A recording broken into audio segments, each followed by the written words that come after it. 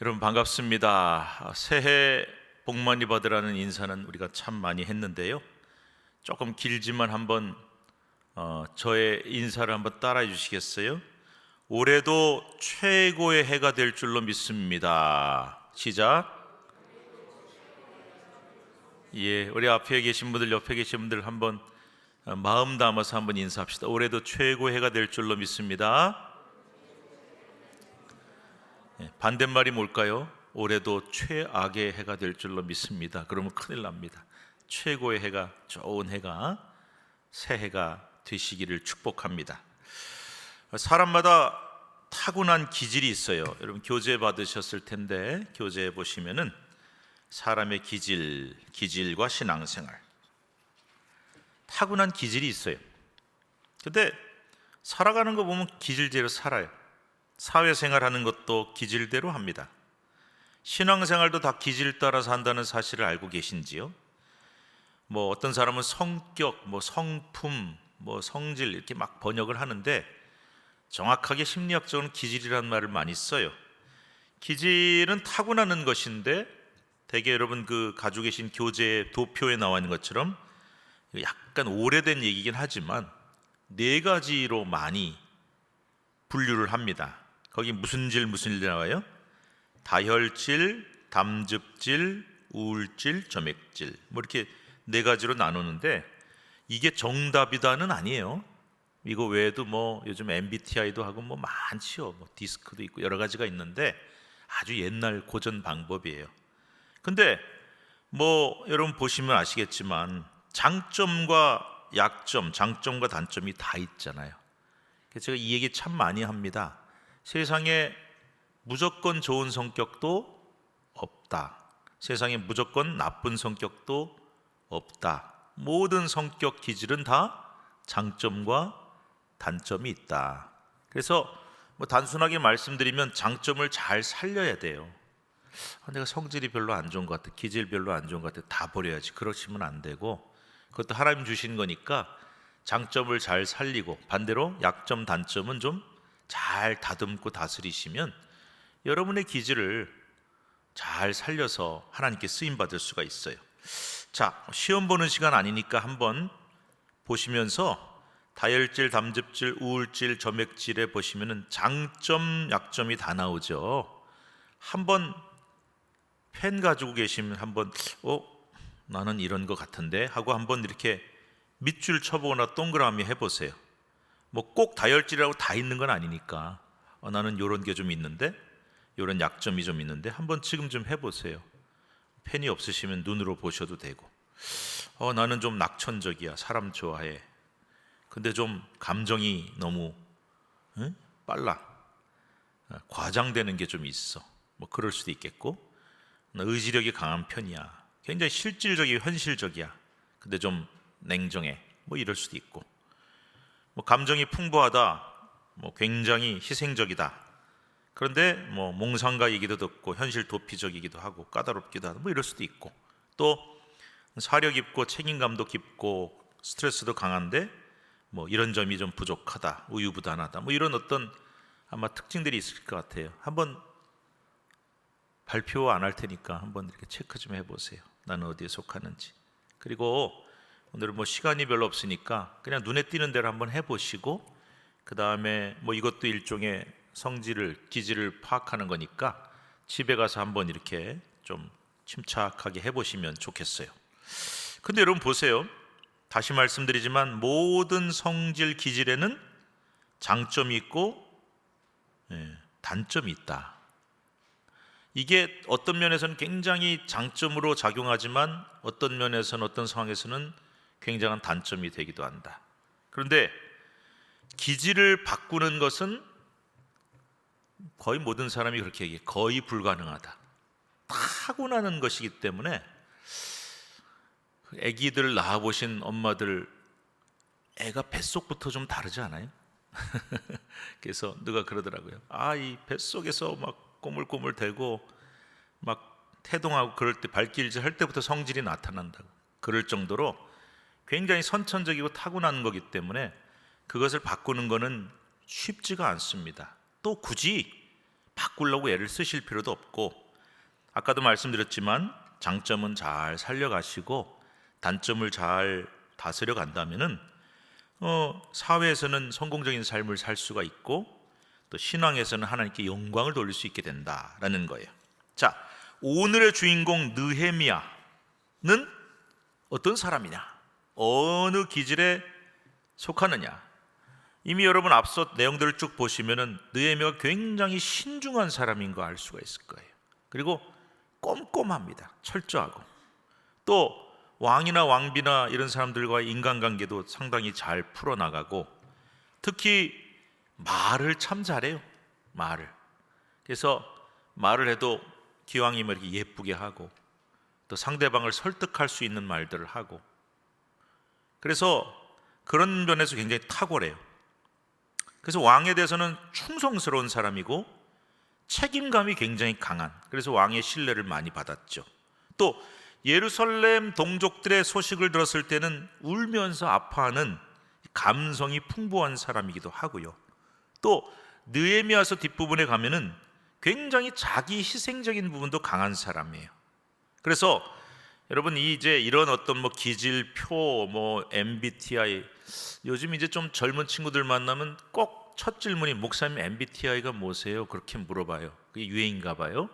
근데 여러분 그런 어떤 분석표는 잘못하면 사람을 너무 재단할 수가 있어요. 재단이란 게 딱 잘라서 넌 이거야, 너는 이거야, 넌 이거야. 그래서 사실은 여러분 그것만 있는 건 아니거든요. 그런데 너무 사람을 재단하면 안 되겠지만, 그래도 이건 도움은 되니까 느헤미야는 어떤 기질의 사람이라고 할 수 있겠는가?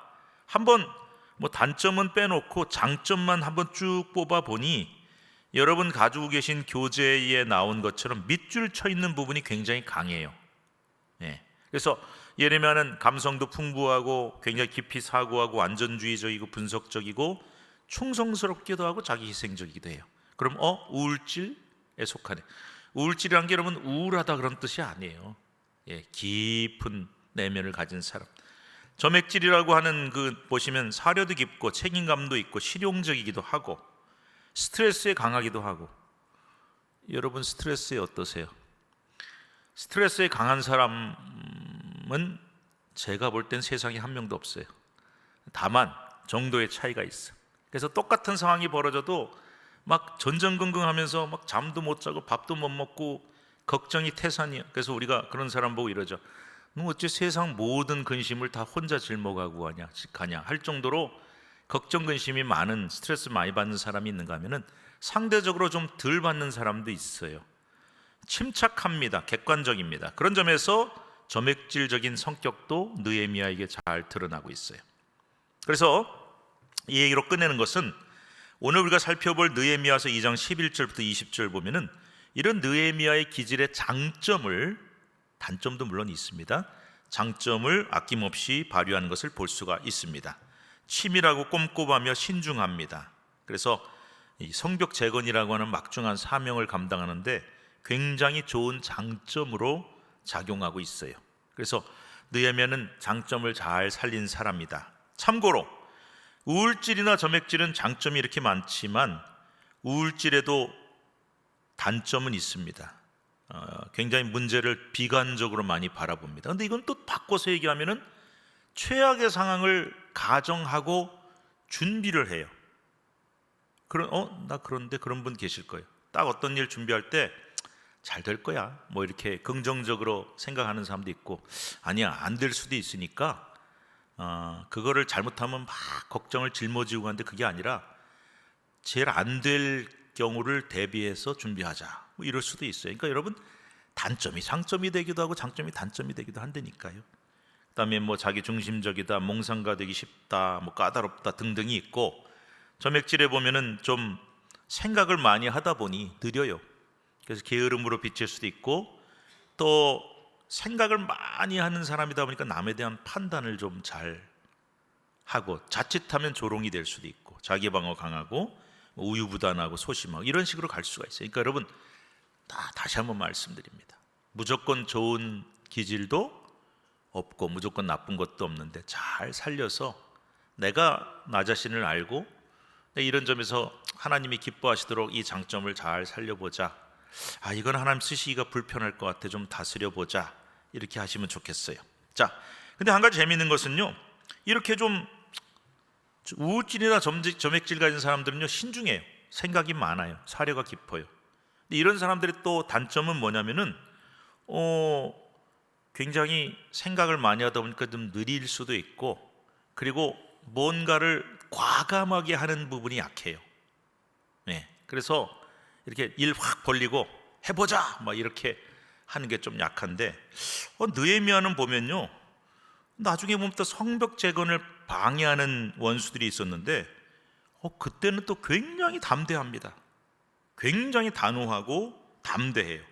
그리고 원수들이 비방하고 공격하는 데 대해서 굉장히 잘 침착하게 대응하고, 그래서 점액질의 스트레스에 강함, 침착함이라고 하는 요소도 갖고 있고, 담즙질의 강한 의지력, 명확한 상황 판단, 자신감, 리더십, 뭐 이런 것까지 다 갖추고 있어요.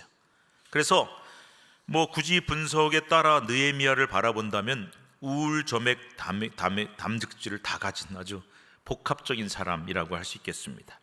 보통 이제 일반 사람들이, 여러분 이제 이따가 한번 집에 가서 보시면은 4가지 중에 하나가 좀 강해요. 보통 다 그래요.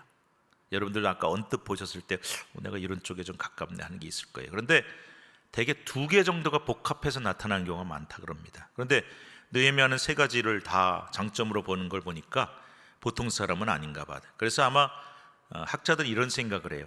성경에 나온 인물을 심리학적으로 이렇게 연구하는 분들도 있는데, 타고난 기질은 이것이었을 텐데 후천적인 기질을 개발하는 경우였을 거다, 그렇게 봐요.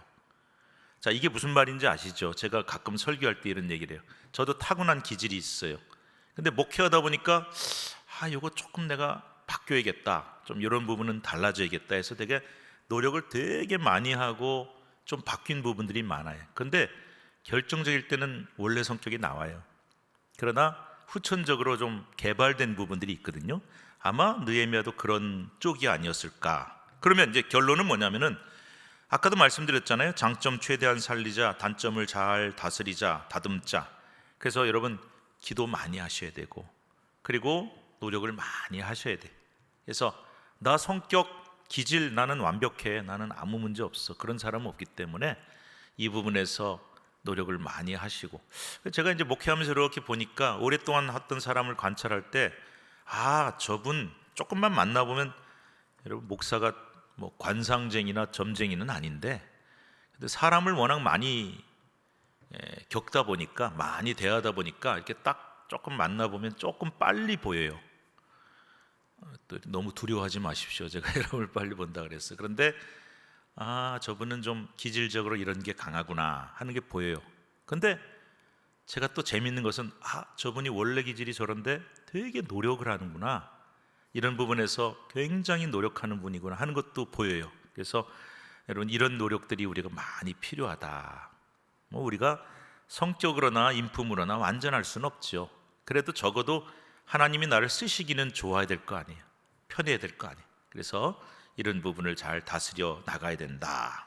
자, 그래서 이제 본문으로 들어가셔서 첫 번째 파트가 뭐냐면은 치밀한 사전 답사의 11절부터 14절 말씀인데, 먼저 우리 내용이 뭐냐면, 여러분 이런 거예요. 뭐 여름 수련회 이번에 갑니다. 여름 우리 전교인 수련회 갑니다. 뭐 성경학교 수련회 갑니다. 그러면 답사라는 걸 하잖아요. 답사 여러분 많이 가시잖아요. 답사라는 말이 한자로 보면은 밟을 답자예요. 그래서 밟아서 조사한다라는 뜻이에요. 그러니까 밟는다는 건 뭐예요? 내가 직접 거기에 가보는 거예요. 요즘은 뭐 인터넷으로 찾아보고 갔다 온 사람 얘기도 보고 그러지만, 사실 그거는 남들 얘기일 뿐이지 주관적인 거죠. 객관적으로 하려면 내가 가서 밟아봐야 돼요. 근데 내가 가서 확인하는데, 그러니까 밟을 답자를 쓰는 거죠. 자, 중요한 행사를 하는데 전에 한 번도 가본 적이 없어. 그러면 이제 몇 가지 방법이 있겠죠. 그냥 답사를 왜 가? 그냥 가면 되지. 그때 돼서 가면 되지. 무조건 가자. 멋있어 보이죠? 근데 실패할 가능성이 굉장히 높습니다. 갔더니 사진하고 달라. 갔더니 사람들이 얘기하는 게 너무 달라. 실패할 가능성이 높아요. 두 번째, 남들이 얘기하는 것과 평가만 듣고 하는 분들이 계신데, 남들이 하는 얘기는 참고는 될지언정 내가 직접 보는 것만 하겠습니까? 그래서 역시 또 실패 가능성이 높아요. 그럼 최선의 방법은 뭐예요? 내가 직접 가보는 거죠. 그래서 시간을 좀 두고 가서 여유 있게 차근차근 돌아보면서, 필요하면 또 답사를 몇 번도 가잖아요. 몇 번 들어 가봐야 되죠. 돌다리도 들여보고 건너는 것처럼. 그래야 성공할 가능성이 높고 실패할 가능성이 줄어들죠. 여러분, 아무리 중요한 일이라도 서두르면 안 됩니다. 급한 마음으로 바늘 그 실을, 그런 그 속담이 있잖아요. 바늘 허리에 실 메어 쓰랴 그랬어요. 옛날 지금도 뭐 바늘 쓰지만은 그 구멍에다 실 넣는 거 쉽지 않잖아요. 자꾸 눈이 침침해지죠. 그럴 때 급하다고 막 거의 허리에다가 매서 쓸 수는 없잖아요. 그러니까 아무리 급해도 차근차근 하나씩, 또 내가 직접 보고 이렇게 하면서 일을 준비해가는 이 차근차근함이 필요한데, 신중함이 필요한데, 느헤미야는 이 마지막 방법, 직접 가보고 몇 번 가보고 확인하는 방법을 썼어요. 그래서 참 하나님의 귀한 일을 잘 감당했구나 하는 걸 알 수가 있죠. 그럼 이제 한 절씩 보겠습니다. 11절, 성경 보셔도 좋고 화면 보셔도 좋고 또 교재 보셔도 좋습니다. 11절 함께 읽겠습니다. 시작. 왜 뒤에 갈수록 작아지세요? 내가 예루살렘에 이르러 머무른 지 며칠 만에? 사흘 만에. 느헤미야가 총독으로 갔잖아요. 그런데 딱 부임한 날부터 업무 시작하지 않았어요. 내가 아무리 맡아서 이곳에 온 사명이 중요하다 할지라도 곧바로 서둘러서 일을 시작을 안 해요. 사흘 만에. 사흘 동안 뭐 했을까요? 짐 풀었을까요? 뭐 했을까요? 뭐 했는지는 본문에 안 나와요. 근데 사람들은 이렇게 얘기하죠. 아마 사흘 동안에 휴식과 잠시의 정중동, 그러니까 정중동이란 말 아시죠? 고요한 가운데 조금씩 움직여 나가는, 아마 그런 준비의 시간을 가졌을 것이다. 사흘 동안을. 여러분, 중요한 일을 앞두고 이런 시간이 필요해요. 특별히 휴식을 제대로 하는 것은 굉장히 큰 에너지를 얻게 합니다. 사람들이 보면은 늘 바쁘게 살고 정신없이 살고 바쁜 일에 쫓기고 허둥대면서 뭔가를 안 하면 불안해지는 사람들이 있어요. 이제 목사님들도 성격이 가지가지일 거 아니에요. 다양할 텐데, 제가 모셨던 한 목사님, 담임 목사님은 안 움직이면 굉장히 불안해하세요. 뭔가를 계속 해야 돼요. 근데 굉장히 피곤합니다. 그리고 본인도 지치고. 그래서 우리가 뭔가를 안 하면 못 견디고 늘 바쁘게 살고 쫓기는 삶을 사는 분이시라면 여러분이 한번 돌아봐야 돼요. 내가 지금 뭘 위해서, 어디를 향해서 이렇게 바쁘게 살지? 나는 일을 하는 건가? 일을 위한 일을 하는 건가? 나는 참된 쉼을 누리고 있는가를 한번 돌아보셔야 돼요. 자, 여러분, 에스라도 큰 일을 하는 사람들 보면은 늘 여유와 속 깊은 자세가 있어요. 에스라 8장 15절 말씀 한번 읽어볼까요? 화면 시작. 아와우로 흐르는 강가에 모으고 거기서 3일 동안 장막에 머물며 백성과 제사장들을 살핀즉 그 중에 레위 자손 한 사람도 없네. 3일 동안 머물게 했어요. 준비가 필요한 거죠. 또 에스라 8장 32절도 읽어봅시다. 시작. 이에 예루살렘에 이르러 거기서 3일간 머물고, 이때도 3일간, 다들 사흘 동안 머무네. 3일 동안. 그러니까 아마 3일이라는 것이 굉장히 어떤 쉼과 재충전 준비의 기간으로는 괜찮은 시간인 것 같아요. 그래서 그런 어떤 자세를 하나님의 일을 하는 사람들에게도 볼 수가 있어요. 방금 전에 얘기했죠. 목사님들도 성질 따라 목회합니다. 성질 따라 목회해요. 이제 제 성질 아시죠? 잘 모르세요? 보면 아세요. 우리 부목사님들도 교육자들도 보면은 처음에 왔을 때 첫인상이 어떠네 하지만 조금 지켜보면 성질이 이렇구나. 성질 따라 목회합니다. 어떤 목사님이 담임 목회를 부임을 했는데 이분이 생각했어요. 빨리 바꾸자. 몇 달 만에, 한 1년 안에 교회 체질을 다 바꾸자. 그래서 막 다 바꿨어요. 굉장히 힘들어졌습니다, 교회가. 그래서 며칠 전에도 그런 얘기 들었는데 전임 목사님이 한 25, 6년 동안 목회를 하셨어요. 원로가 되셨는데 새로 목사님이 오셔가지고 뭐 한두 달 안에 그냥 싹 다 바꾸려고 그러다 보니까 굉장히 어려움이 생겼다는 얘기를 들었습니다. 물론 여러분, 제가 다시 얘기하지만 무조건 이게 틀렸다 나쁘다는 아니에요. 그런데 좀 급해요. 빨리 바꾸자. 확 뿌리채다 뽑아버리자. 어떤 분들은 또 한동안 아무것도 안 해요. 근데 안 하는 것처럼 보이는 거죠.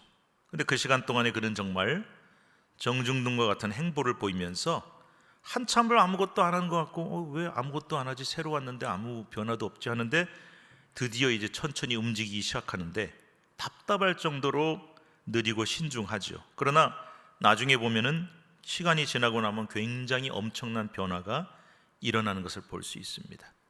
저도 이제 그런 경험을 했는데요. 저는 급한 스타일은 아니에요. 좀 천천히 하는 스타일인데 제가 처음 그 포항에 있는 교회 담임 목사로 간 게 돌아보니 만 39이에요. 참 얼마나 젊었어요. 젊다 못해 어린데 제가 뭐 경험도 별로 없고 부목사만 했었으니까 딱 갔는데 성도님들이 볼 때도 아마 70세 넘은 이제 목사님 은퇴하셨으니까 너무 젊고 어려 보였을 거예요. 근데 또 그런 한편에서는 이제 연세 드신 목사님 계시다가 젊은 목사님 왔으니까 뭐 굉장한 변화가 막 일어날 거다. 막 기대가 막 굉장했겠죠. 근데 제가 아무것도 안 하고 있는 거예요. 그래서 막 저한테 찾아오셔가지고 목사님 우리도 이거 합시다. 이거 하고 싶었어요. 합시다. 또 어느 교회에서 이거 한대요. 합시다. 그래서 제가 들으면은 예 알겠습니다. 안 돼요 소리는 한 번도 안 했거든요. 네 알겠습니다. 언젠가는 하겠습니다. 이렇게 얘기를 했거든요. 근데도 안 하니까 막 답답하다 그러고 어떤 분들은 왜 빨리 안 하시냐고. 그런데 제가 천천히 갔어요. 그런데 한 5년, 또 한 7년 지나니까 그렇게 얘기했던 분들이 저한테 와서 그런 목사님 죄송합니다. 왜요? 다 바뀌었어요, 목사님. 어느새 다 바뀌었어요. 정말 많이 바뀌었거든요. 그래서 제가 이제 그런 얘기를 들으면서 어느 쪽이 더 현명하고 좋은 목사다 이렇게 단정할 수는 없어요. 그러나 한 가지 분명한 것은 우리가 큰 일을 하기 원하고 변화를 원하신다면 변화는 쉽지 않습니다. 교회를 내가 변화시키겠다, 뭐 나라를 변화시키겠다, 우리 회사를 바꾸겠다, 쉽지 않아요. 왜 안 쉽냐? 자기도 안 바뀌면서 자기 자신도 안 변하잖아요. 그런데 바꿔놓겠다, 쉽지 않아요. 그러나 그 어려운 변화를 하겠다면 시간도 좀 필요합니다. 또 지혜도 필요합니다. 그런 점에서 이 느헤미야가 사흘 동안 짧은 기간이지만 정중동을 하고 있었다는 것은 굉장히 의미가 있죠. 여러분 중에 혹시 성격이 몹시 급한 분들, 그걸 뭐 무조건 단점 아니라 그랬죠. 장점도 있어요. 그런데 아마 뭐 제가 물어볼 테니까 속으로만 대답해 보세요. 성격 급해서 좋았던 일, 잘 됐던 일과 좀 낭패를 보거나 힘들었던 일 중에 어떤 게 많냐 그러면 아마 후자가 좀 더 많을걸요. 그래서 그럴 때는 조금 더 중요하고 비중이 있는 일이라면 조금 더 신중할 필요는 있겠다. 그러면 여러분 하나님 앞에 기도 많이 하셔서 하나님 제가 성격 급하고 빨리 막 하려고 그러는데 이 일은 조금 기도도 하고 준비도 해야겠습니다. 그렇게 한번 기도하시고 그렇게 가시면요 또 훈련이 잘 됩니다. 자, 그 다음에 12절 말씀 읽읍시다. 12절 시작. 12절 시작.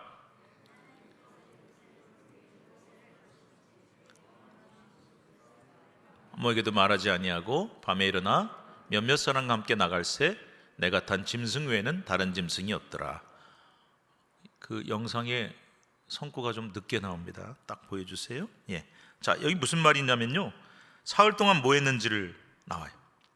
다 기다리고 있다, 준비하고 있다가 사흘이 지난 다음에 처음 한 일이 뭐냐면은 깊은 밤에 조용히 무너진 예루살렘 성의 상황을 살펴보기 시작했어요. 드디어 움직이는 거예요. 그가 처음 한 일은 마음속에 여기 나오잖아요.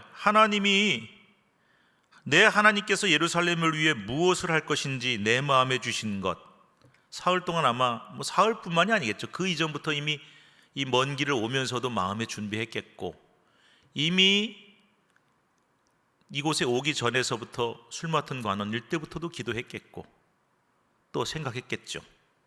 그러나 조금 더 와서 생각하고 준비하다가 드디어 이제 시작을 하는데, 이게 참 재밌는 게요, 하나님께서 예루살렘을 위해 뭘 할 것인지 내 마음에 주신 것, 내가 결심한 바, 나 예루살렘에 와서 성을 재건할 거야, 뭐 이런 계획들, 이거 누구한테 말했습니까? 오늘 본문에 보시니까 아무에게도 말하지 않았다. 말을 안 해요. 그리고 밤에 사람들 몇 명 데리고 성을 답사하기 시작해요. 되게 신중한 사람. 아까도 말씀드렸지만 어떤 분들은 늘 행동보다 말이 앞서서 실수도 하고 손해도 봅니다. 마음속에 있는 생각이나 계획을 움직이기도 전에 먼저 사람들한테 말해요. 나 이거 할 거야, 나 이렇게 할 거야. 그랬다가 문제가 되는 일도 많습니다. 말이 앞섭니다. 여러분, 중요한 일일수록, 큰 일일수록 신중함이 필요하죠. 그래서 가급적 말을 좀 아끼고 너무 섣불리 내 마음속을 다 열어 보이지 마시고 마음에 좀 담아두셨다가 느헤미야처럼 때가 무르익으면 결정적인 순간에 딱 얘기를 시작하고 꺼내놓는 것은 굉장히 좋은 지혜입니다. 그래서 제가 이제 목회하면서요, 늘 기도 제목 중에 하나가 하나님 말이 앞서지 않게 해주세요. 왜냐하면 제 머릿속에 막 뭐 계획이 있고 생각이 있으면은 툭 하고 이제 튀어나올 때가 있어요. 근데 아이쿠야 이거 괜히 얘기했네 할 때도 꽤 있거든요. 그래서 때가 되었을 때 말을 꺼낼 수 있게 지혜를 주세요, 그렇게 기도할 때가 많아요. 느헤미야가 그랬습니다. 그래서 느헤미야가 말을 먼저 해서 그르치기보다는 일단 상황과 정황을, 형편을 치밀하게 살펴봤죠. 그리고 제일 먼저 뭐하냐, 남의 눈에 띄지 않게라는 말이 나와요. 이 말은 뭐냐면은 다른 사람이 그걸 보면 총독이 새려오더니 뭐 밤에 이렇게 뭐 답사를 다니네, 이런 소문이 날 수도 있고, 특별히 뒤에 보시면은 이 성벽 재건을 가장 반대하고 방해했던 원수들이 있거든요. 그런 사람들도 있고, 그 다음에 또 뒤에 보시면은 그 산발랏 도비아하고 연결된 유대인들이 있었어요. 항상 적은 내부에 많습니다. 그래서 그들과 혈연관계나 이해관계로 연결된 사람들이 유대 백성들 중에도 있었어요. 그런 사람들한테 알려지면 안 되니까 밤에 조용히 극소수의 측근들만 데리고 이제 현지 답사를 딱 나가는 거예요. 뭘 타고 갔냐? 짐승을 타고 갔어요. 아마 나귀겠죠. 왜 학자들은 말보다 나귀라 그러냐? 말은 좀 소리가 많이 납니다. 그래서 나귀가 좀 소리가 적으니까 조용히 갔어요. 근데 이게 뭐 측근들 데려간 게 뭐 되게 순신나가잖아요. 뭐 총독이나 사또가 부임하면 그게 아니고요, 최대한 남의 눈에 안 띄는 거예요. 신중하고 치밀한 성격을 볼 수가 있어요. 아마 측근 중에 뭐 형제 하나니 그 예루살렘의 소식을 전해줬던 뭐 그런 제일 가까운 믿을 만한 사람들을 데리고 갔던 것 같습니다. 자, 13절 읽읍시다. 13절 시작.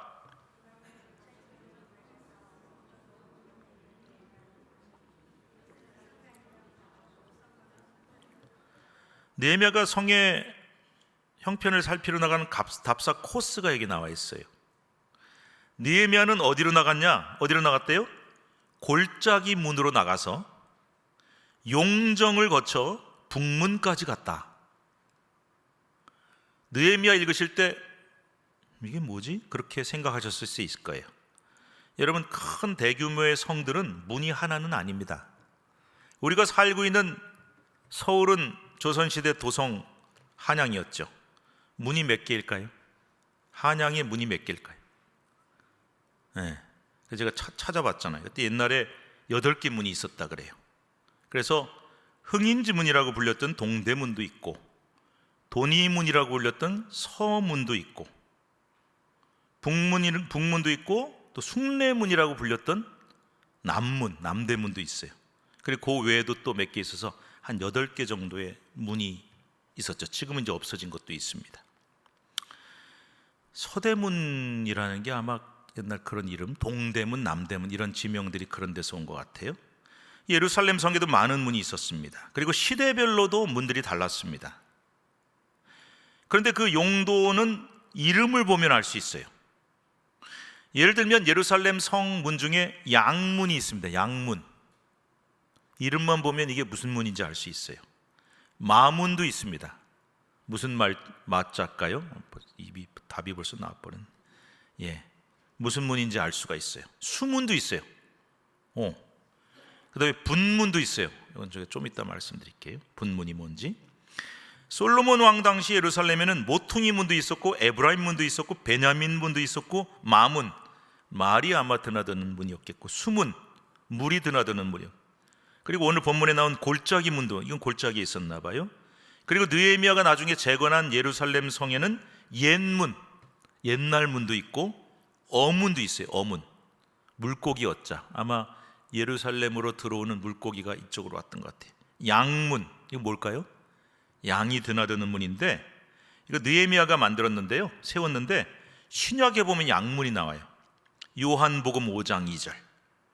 시작. 예루살렘에 있는 양문 곁에 히브리 말로 베데스다라 하는 못이 있는데 거기 행각 5이 있었다. 양문. 이 양문은 성전 희생제사를 드리던 양이 드나들던 문이어서 양문이에요.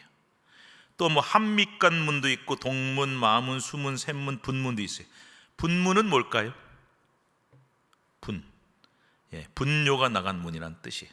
그래서 예루살렘 최남단에 있는 문인데, 예루살렘에서 나오는 온갖 쓰레기나 성전 희생제사에서 나온 짐승의 똥까지도 이곳을 통해서, 이 문을 통해서 흰논의 골짜기에 버려졌기 때문에 분문, 똥문이라고 이렇게 불렸던 거예요. 골짜기 문도 있습니다. 느헤미야가 솔로몬 성벽 당시 있던 문 중에 일부는 재건했고 일부는 새로 만들었어요. 그 중에 골짜기 문은 흰논의 골짜기가 아래로 내려다 보이는 문인데, 여기를 통해서 나왔어요. 아마 여기가 제일 인적이 드물었던 것 같아요. 그리고 어디를 거쳤냐? 용정.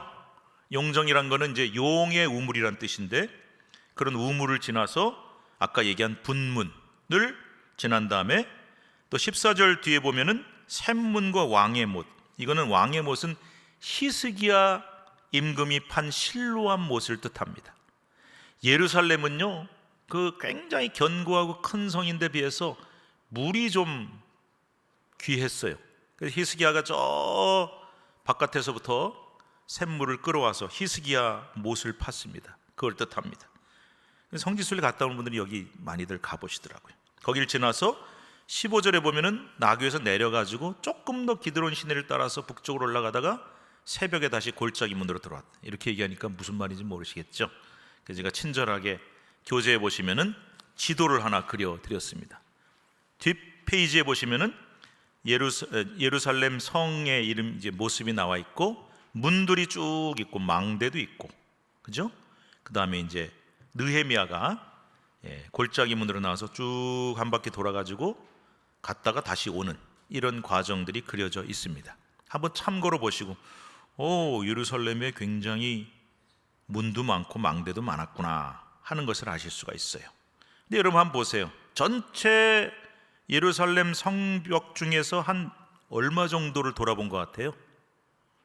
대략 보세요. 반이 안 되죠. 한 3분의 1 정도만 봤을 거예요.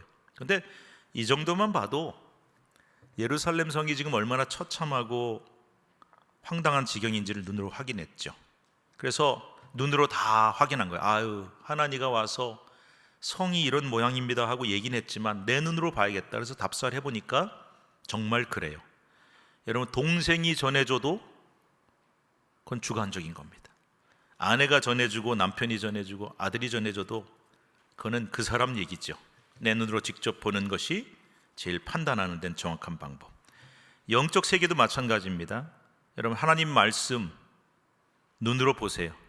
제가 설교할 때 이래요 그러면 그런가 보다, 목사님 말씀이니까 맞겠지, 더 좋은 신앙이지만, 이런 말씀이 성경에 나와요 그러면 진짠가? 하고 직접 성경을 찾아보고, 안 되면 집에 가서라도 찾아보는 이 습관은 굉장히 좋은 습관입니다. 그래서 이게 뭐 목사님 말이 진짜야 가짜야 하고 의심해서 보는 게 아니잖아요. 눈으로 확인하는 신앙을 가지시기 바라요. 그러니까 설교 들을 때 써놓으세요. 지금 쓰는 분들 계신데 이런 말씀이 있다 그러면 집에 가서 찾아보시오. 그래서 사도행전 17장 11절에 베레아에 있는 사람들 얘기가 나와요. 베레아 사람들. 참 성경에 좋은 지명, 좋은 말은 죄다 이단들이 갖다 쓰는 바람에 베레아도 이단들이 쓰게 됐습니다만, 베레아 사람들이 얼마나 훌륭한 사람들인지 몰라요. 데살로니가 있는 사람들보다 더 너그럽고 간절한 마음을 가진 사람들이어서 베레아 사람들의 특징, 간절한 마음으로 말씀을 받고 아멘 그러고 끝난 게 아니었어요. 이것이 그러한가 하여 의심했다는 뜻이 아니에요. 진짜 내 눈으로 보자 하고 날마다 성경을 상고하고 눈으로 확인했어요. 굉장히 좋은 신앙입니다. 여러분들도 이 습관을 꼭 가지시기 바랍니다. 자, 그래서 14절로 넘어갑니다. 14절 시작. 앞으로 나아가 성문과 왕의 못에 이르러서는 탐짐승이 지나갈 곳이 없는지라. 왜 그랬을까요? 아마 성벽이 무너지고 길이 다 무너지고 해서 더 나귀가 지나갈 수 없을 정도였을 거다. 그래서 내려서 직접 또 걸어가는, 그러니까 당시 예루살렘 성이 얼마나 처참한 지경이었는지를 설명해 주는 말이죠. 자, 두 번째 파트로 넘어갑니다. 성벽 재건을 결의합니다. 자, 방금 말씀드린 대로 신중하게 다 답사한 다음에 그 다음에 준비 다 돼서 때가 됐다 하니까 유대 사람들과 지도자들한테 얘기를 해줘요. 미리 얘기 안 했다니까요. 말이 앞서지 않았다니까요. 그랬더니 사람들이 이렇게 얘기합니다. 스스로 우리 일어나 건축하자. 이 말은 느헤미야가 한 말이 아니에요. 이스라엘 유대 백성들과 지도자들이 한 말이에요. 그 사람들이 스스로 막 하려고 하는 마음이 생기도록 이렇게 되는 거예요. 저도 목회하면서 좀 실수를 한 적이 있었어요. 제가 치밀한 계획을 세우지도 않고 먼저 성도들한테 이런 거 하려고 그래요. 그러면 말해버리기도 하고, 성급하게 발표부터 먼저 해서 일을 망치거나 중간에 흐지부지 된 일이 있었습니다. 그래서 제가 깨달았죠. 후천적으로 훈련이 필요하다니까요. 그래서 좀 시간이 걸리더라도 발표하기 전에 치밀하고 분명한 계획을 좀 세우고 해야겠다. 그래서 이 느헤미야도 굉장히 신중하고 치밀하게 하고요. 그 다음에 한 가지는 총독이니까 명령할 수 있잖아요. 백성들 모아놓고 지도자 모아놓고 해! 이제부터 나 성벽 재건하려고 온 거니까 내일부터 시작! 이렇게 할 수도 있는데, 그러면 사람들이 스스로 하려는 마음이 있을까요? 투덜투덜대면서 먹고 살기도 힘든데 총독이란 게 와가지고 이렇게 될 거 아니에요. 근데 다 준비하고 답사해가지고 사람들을 설득하니까 사람들이 합시다! 느헤미야가 하자는 얘기 안 했어요. 상황이 이렇습니다 했더니 재건합시다! 일어나 건축합시다! 탁월하죠, 리더십이. 자, 15절로 올라갑니다. 15절로 들어갑니다. 시작. 그 밤에 시내를 따라 올라가서 성벽을 살펴본 후에 돌아서 골짜기 문으로 돌아왔으나 가다가 길이 막혀서 나귀가 갈 수 없어요. 걸어갔어요. 쭉 다 돈 다음에 처음 출발한 골짜기 문으로 옵니다. 느헤미야는 끈기 있고 여간에서는 포기하지 않습니다. 길 끊겨 있으면 저 같으면 뭐 여기까지인가 보다 할 텐데 걸어서라도 자기 목적을 달성하는 사람. 우리도 이런 정도의 자세를 가지면 하나님의 큰 일을 할 수 있지 않을까요? 자, 16절 넘어갑니다. 16절 읽읍시다. 시작. 방백들은 내가 어디 갔었으며 무엇을 하였는지 알지 못하였고 나도 그 일을 유다 사람들에게나 제사장들에게나 귀족들에게나 방백들에게나 그 외에 일하는 자들에게 알리지 아니하다가. 되게 신중합니다. 한밤중에 갔다 왔으면서도 사람들한테 얘기를 안 해. 절대로 알리지 않아. 유다 백성들은 물론이고 제사장이나 귀족들, 방백들 같은 지도자들, 그 외에 일하는 자들, 적극적으로 성벽 재건에 참여하려고 했던 사람들에게조차도, 내 편이고 나를 돕겠다고 생각하는 사람들에게조차도 즉각 알리지 않았어요. 정말 지나칠 정도로 신중합니다. 그 이유가 뒤에 나옵니다. 자, 그 다음 17절로 넘어갑시다. 17절 읽어요 같이. 시작. 후에 그들에게 이르기를 우리가 당한 공경은 너희도 보고 있는 바라. 예루살렘이 황폐하고 성문이 불탔으니 자, 예루살렘 성을 건축하여 다시 수치를 당하지 말자 하고. 자, 얘기 안 하다가 나중에 알린 이유가 뭘까요? 물론 신중하게 하고 기밀이 누설돼서 문제가 생기지 않게 하고. 근데 또 한 가지는 있어요. 답산을 다녀오고 나서 사람들을 모아놓고 발표할 때까지 어떤 기간이 있었어요. 얼마인지는 몰라요. 그러나 최소한 며칠 정도를 뭔가를 했던 거죠. 아마 요즘 말로 하면 마스터 플랜을 세웠을 겁니다.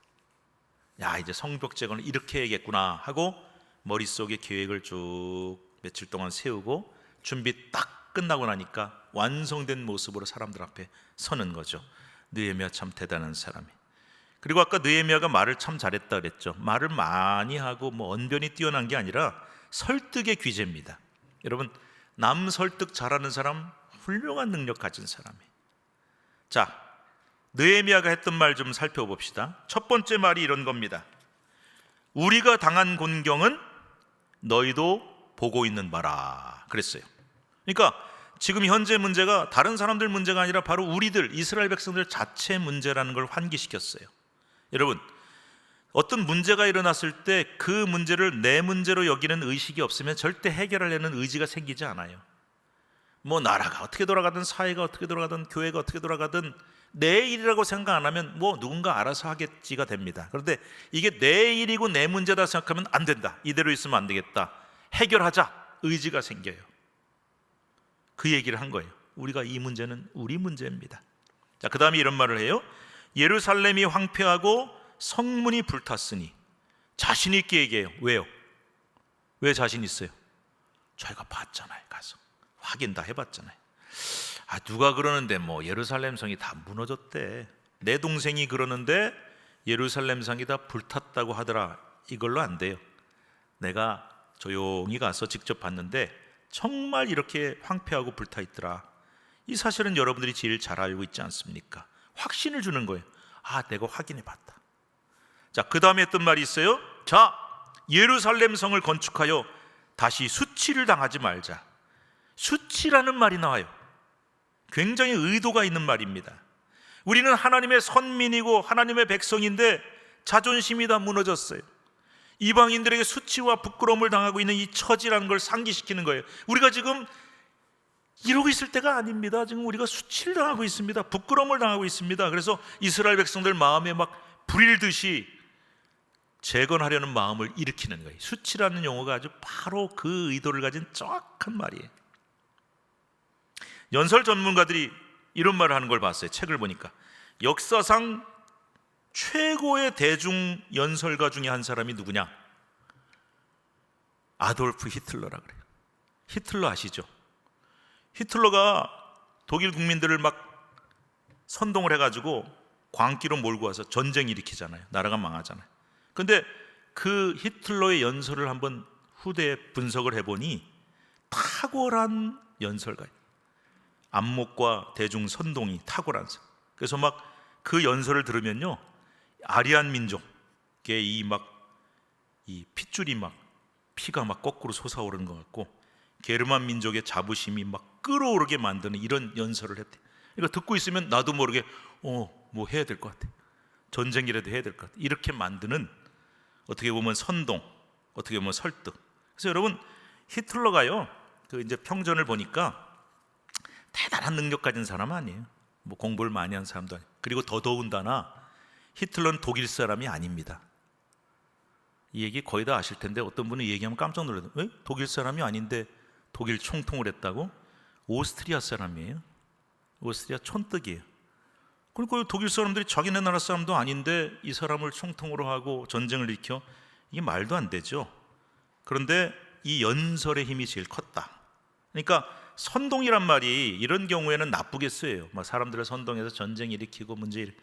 근데 느헤미야도 좋은 의미에서 선동력을 가진 사람이. 이 방법이 히틀러하고 좀 비슷한데요. 물론 뭐 종류는 다르지만 느헤미야가 이 히틀러처럼 민족적인 자존심을 막 불러 올라오게 만드는 거예요. 그래서 우리가 하나님의 백성인데, 하나님의 선민인데 이런 수치를 당하고 있지 않습니까? 그러니까 막 선동이 되는 거예요. 좋은 의미에서. 야, 우리가 이러고 있으면 안 되겠다. 그래서 긍정적인 선동, 영적인 선동 필요합니다. 제가 만약에 설교를 막 잘해가지고요, 여러분이 생각도 안 하고 있었는데 우리 이거 해야겠구나, 우리 교회가 이걸 꼭 해야겠구나, 그럼 저는 선동에 성공한 겁니다. 좋은 의미에서. 근데 설교도 사실은 좋은 의미에서 선동이거든요. 그래서 민족적 자존심을 그들의 가슴 속에 끌어오르게 하고 성전 재건에 필요한 마음을 불일 듯 일어나게 했던 이 느헤미야의 연설 선동은 대단한 거죠. 자, 18절로 넘어갑니다. 18절 읽읍시다. 시작. 또 그들에게 하나님의 선한 손이 나를 도우신 일과 왕이 내게 이른 말씀을 전하였더니 그들의 말이 일어나 건축하자 하고 모두 힘을 내어 이 선한 일을 하려 하매. 이제 결정타를 한번 탁 매긴 거예요. 막 백성들 마음속에 막 민족적인 자존심이 막 끌어오르는데 이제 얘기해요. 그동안 내가 저차저차 해서 아닥사스다 왕 밑에서 여러분 아는 것처럼 술 맡은 관원으로 고위직에 있었는데 이런 얘기를 듣고 내가 준비를 했고 아닥사스다 왕이 나를 다 도와주겠다고 했고 특권도 누리고 다 해준다, 이 과정을 싹 설명을 한 거예요. 저 같으면요 딱 부임한 날 싹 다 모아놓고 내가 말이야 이래봬도 아닥사스다 왕이 보내서 총독으로 온 사람이야, 나 이런 플랜을 갖고 있어, 이런 거, 이렇게 할 텐데 안 해요.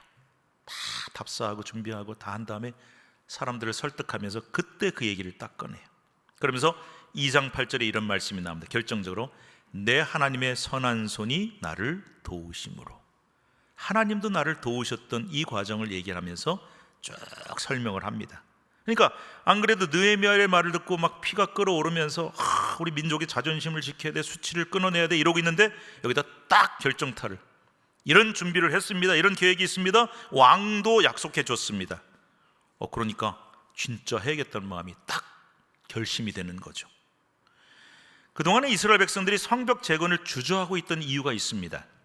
산발라가 같은 사마리아 관리들이 방해를 놓고 사마리아 관리들이 이간질을 해서 에스라 4장 11절에 보면은 이게 처음이 아니었습니다. 이미 이전에 한번 성벽 재건을 시작했지만 이 사람들이 막 거짓말을 하고 잘못된 보고를 해서 아닥사스다 왕이 스톱! 하지마! 한번 좌절된 경험이 있었어요. 그러니까 그런 경험 때문에 이번에도 실패할 수 있다는 두려움, 걱정, 사람은 그렇잖아요. 근데 그걸 한 방에 물리치는, 우리도 한번 해봅시다, 합시다, 일어나서 건축합시다, 이렇게 하는 결정타가 된 것이죠. 여러분 기억하십시오. 참된 동력의 에너지는 스스로 자발적으로 하는 데서 나옵니다. 유대 총독이란 지위를 이용해서 강요한 것이 아니라 그들을 설득하고 좋은 입에서 선동해서 스스로 일어나 건축하도록 만드는 그런 위대한 리더의 모습을 우리는 느헤미야에서 볼 수가 있습니다. 느헤미야의 리더십은 자발성이 얼마나 중요한 것인지, 거기서 얼마나 큰 능력이 나오는지, 또 그것을 갖도록 사람들이 결심하게 만드는 그런 능력이 있는 사람. 그래서 저는 기도 제목 중에 하나님 느헤미야 같은 리더십을, 그런 마음을 저에게도 주세요, 그렇게 기도를 많이 합니다. 자, 마지막 부분으로 넘어갑시다. 원수들의 도전과 예레미야의 대응. 자, 잘 됐어요, 하재요, 사람들이 일어나 건축하자. 항상 이럴 때 원수들이 등장합니다. 산발락과 도비야, 두고두고 느헤미야를 해치고 방해하려고 했던 사람들이 드러납니다. 여러분 호사다마란 말 들어보셨죠? 뭐 잘 되는 것 같을 때 뭐가 어려움이 떡하니 벌어집니다. 우리가 신앙생활 잘하려고 하고 뭐가 이렇게 교회가 잘 되는 것 같고 안정이 되고 막 이럴 때 뭔가 어려운 일이 떡하고 벌어질 때가 있어요. 왜 그럴까요? 이유는 분명히 마귀 사탄이 굉장히 싫어합니다. 아이고 저 슬렁슬렁 믿고 대충 믿던 사람이 왜 갑자기 뭔 일이야, 뜨겁게 예수 믿으려 그래, 뭐 수요 예배도 절대 안 나가던 사람이 수요 예배도 나가고 기도도 안 하는 사람이 하겠다, 얼마나 싫겠어요. 그럼 방해해야죠. 교회가 어렵고 힘들었는데 그래서 막 성도들이 막 좌절하고 있는데 이제 잘 되려 그래, 얼마나 배 아파요. 마귀가 딴지를 탁 거는 거죠. 그래서 여러분 항상 잘 돼 갈 때는 어려움이나 시련이 닥쳐오는 이유는 마귀 사탄 때문입니다. 탁월한 지도자 느헤미야가 바로 이런 도발을 대응하는 모습 속에 우리는 지혜를 배울 수 있습니다. 자, 19절 읽읍시다. 시작. 호론 사람 산발랏과 종이었던 암몬 사람 도비야와 아라비아 사람 게셈이 이 말을 듣고 우리를 업신여기고 우리를 비웃어 이르되 너희가 하는 일이 무엇이냐, 너희가 왕을 배반하고자 하느냐 하기로. 여기서 이름을 여러분 기억하세요. 첫 번째 원수 암몬 사람 도비야, 두 번째 원수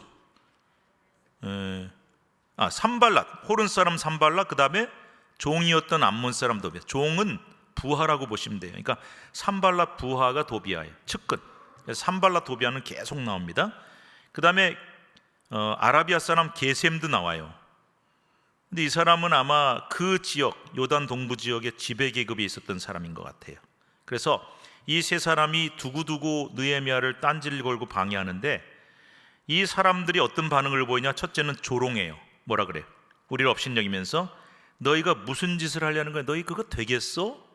이렇게 조롱합니다.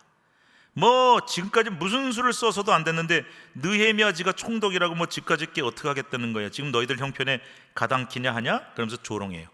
여러분, 마귀가 쓰는 방법이 이겁니다. 우리를 조롱을 많이 합니다. 뭐라 그런지 아세요? 야, 너 같은 게 뭘 할 수 있어? 너 네 처지를 봐. 네가 뭐 가진 게 많아, 배운 게 많아, 뭘 해? 그러면서 우리를 조롱하고 업신여깁니다. 그래서 우리가 그 말에 넘어가면 그래, 뭐 나 같은 게 뭘 하겠다고, 이렇게 돼요. 근데 여러분, 그럴 때 마귀가 박수치며 좋아합니다. 그래서 여러분, 이렇게 하셔야 돼요. 그런 조롱이 들려오면, 마귀의 조롱이 들려오면, 나는 못하지만 우린 못하죠. 근데 누구는 하실 수 있다? 하나님은 하실 수 있다. 이런 마음을 가지시기 바라요. 이사야 43장에 우리는 하나님의 보배롭고 존귀한 존재라고 했습니다. 나는 못하지만 하나님이 나를 존귀하게 여기시기 때문에 하나님이 하십니다. 이 믿음이 조롱을 이길 수 있습니다. 두 번째로 그들은 협박합니다. 너희가 왕을 배반하고자 하느냐? 아까 제가 그랬죠. 에스라 4장 21절에 이미 이전에도 성벽을 재건하려는 시도가 있었으나 그들이 왕에게 고발합니다. 이 사람들이 성벽을 재건하려고 하는 의도는 불순합니다. 그 성벽을 만들어서 왕에게 반란 일으키려고 하는 것입니다. 하는 바람에 중지 명령이 내렸었기 때문에 그 옛날 실패담을 다시 끄집어내면서 니네 또 이런 짓 해? 우리 또 왕한테 고발할 거야? 협박합니다. 여러분, 우리도 마찬가지예요. 과거의 실패를 눌려 살지 마시기 바랍니다. 과거에 실패하고 주저앉았던 내가 아닙니다. 지금은 하나님의 자녀이며 왕이신 하나님 아버지의 후원과 도움을 전적으로 받는 귀하신 몸이십니다. 나는 귀하신 몸이다. 아까 그랬죠?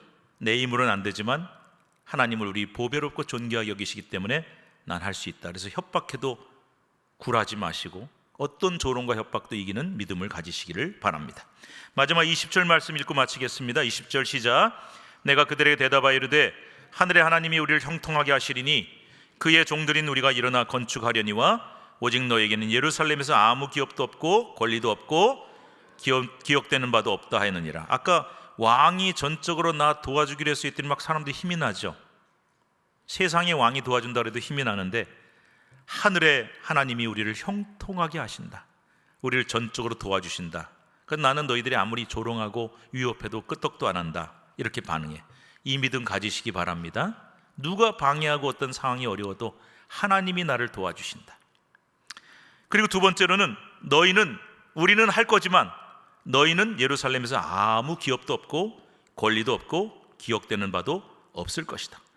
이 사마리아인들과 아까 말씀했던 산발랏 도비아 등이 유다의 문제에 간섭할 하등의 명분이나 이유도 없으며 너희들은 할 일도 없고 또 나중에 권리도 없다. 이 말은 성벽이 다 재건된 다음에도 너희는 우리도 했으란 말을 할 수 있는 권리가 없다는 얘기예요. 마지막으로 뭐라 그러냐면 기억되는 바도 없다. 너희는 하나님께 기억되지 못할 것이다. 애쓰고 수고한 사람만 하나님께 기억됩니다. 옆에서 딴지 걸고 조롱하고 구경한 사람은 하나님께 기억될 수 없습니다. 말씀을 마치면서 이런 말씀 드리고 싶어요. 참 신기한 게 하나 있습니다. 교회에서 하나님 일을 하자고 막 다 하는데 다가 아니더라고요. 옆에서 이런 사람들이 있어요. 그렇게 해서 되겠어? 그거밖에 못해? 꼭 이런 사람이 몇 분 있더구만요. 그럼 그 말 들으면 힘이 쫙 빠집니다. 차라리 안 도와줄 거면 가만히 나 있지. 꼭 와서 한마디. 똑같아요. 아까 산발랏 도비아 조롱하고 위협적인 말도 하고 안 되는 말하고 힘 빠지는 말 합니다.